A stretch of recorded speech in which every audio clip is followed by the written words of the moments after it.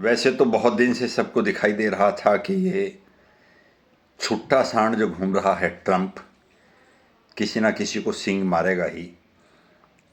अपने ताकत के जोहम में बौराया हुआ पागलों की तरह पूरी दुनिया को धमकी दे रहा है, कभी टैरिफ की, कभी हमला करने की।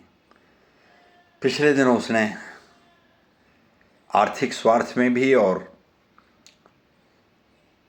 राजनीतिक गोटियां सेट करने के लिए भी ईरान के राष्ट्रपति की हत्या करवा दी। अब युद्ध होता है तो ये सारी घटनाएं होती ही हैं। पहले उसने वेनेजुएला के राष्ट्रपति को उठवा लिया था, अब ईरान के राष्ट्रपति की हत्या करा दी है। तो भारत में बड़े अजीब अजीब दृश्य देखने को मिल रहे हैं। एक बालक वीडियो में कह रहा है कि नरेंद्र मोदी इज़राइल गया था और नरेंद्र मोदी इज़राइल को बम दे के आ गया और उसने युद्ध करवाया है। एक बुर्का नशीन लड़की कह रही है कि मुझे परमिशन दिलवा दो, मैं ट्रंप को मार के आ जाऊंगी।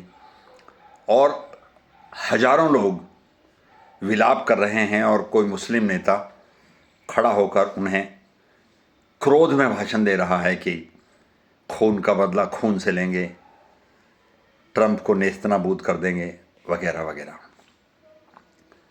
देश हैं अलग अलग, दुनिया के 200 के आसपास देश हैं और उन देशों की अपनी सेनाएं हैं, अपनी आर्थिक स्थिति है, अपनी जीवन शैली है, सबकी अपनी अपनी।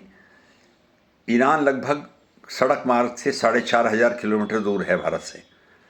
वहाँ अपना एक देश है उसका, ईरान का। मामला सिर्फ मजहब का है और मजहब में इतनी बेईमानी नहीं होनी चाहिए, इतनी निर्दयता नहीं होनी चाहिए, इतनी असहिष्णुता नहीं होनी चाहिए। जब कश्मीर में निर्दोष लोगों के कपड़े उतरवाकर उन्हें हिंदू जानकर मार दिया गया था, तब आप रोए थे क्या? और सारी राजनीतिक पार्टियां, आम आदमी पार्टी, कांग्रेस, दुख जता रहे हैं, बाकायदा पार्टी के ऑफिस से संदेश भेज रहे हैं कि हमें खुमैनी के मरने पर बहुत दुख है, हम अपनी संवेदना प्रकट करते हैं।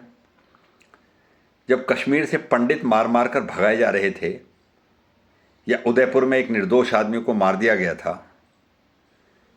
तब भी आपने इस तरह के संवेदना संदेश भेजे थे क्या?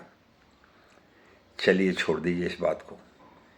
ये बताइए कि जब आईएस के लोग एक आदमी को कैमरे के सामने बिठाकर अल्लाह अकबर बोलते हुए उसकी गर्दन काटते थे, कितना भयानक और क्रूरतापूर्ण दृश्य होता था, तब आपकी आंखों में आंसू आते थे क्या? जब छोटे छोटे बच्चों को लोहे के पिंजरे में बंद करके उनके चारों तरफ आग लगा दी गई, तब आपने संवेदना व्यक्त की थी क्या? जब महिलाओं को जंजीरों में बांधकर, यजीदी महिलाओं को धर्म के आधार पर जंजीरों में बांधकर नीलाम करा जा रहा था और उनके साथ बलात्कार किया जा रहा था, तब आपकी आंखों में आंसू आए क्या? यही सिखाता है आपका मजहब?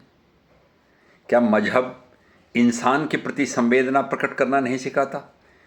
क्या मजहब इंसान के दर्द में आंसू बहाना नहीं सिखाता? और आप बच्चों को क्या सिखा रहे हैं? कम से कम बच्चों को तो इस जहरीली किताबों से, इन जहरीले बयानों से, इस जहर से दूर रखो। बच्चों को क्या सिखा रहे हो कि हम तो जाएंगे और ट्रंप को मार देंगे और हमारे आदमी?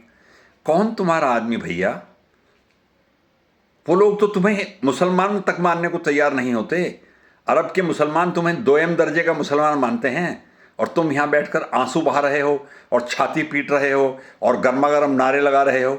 और ये राजनीतिक पार्टियां केवल मुस्लिम वोट के लिए, जिन्होंने कभी हिंदुओं की हत्याओं पर संवेदना प्रकट नहीं की, वो केवल मुस्लिम वोट के लिए पार्टी के कार्यालयों में बैठ के बाकायदा संवेदना, शोक संवेदना के संदेश भेज रहे हैं।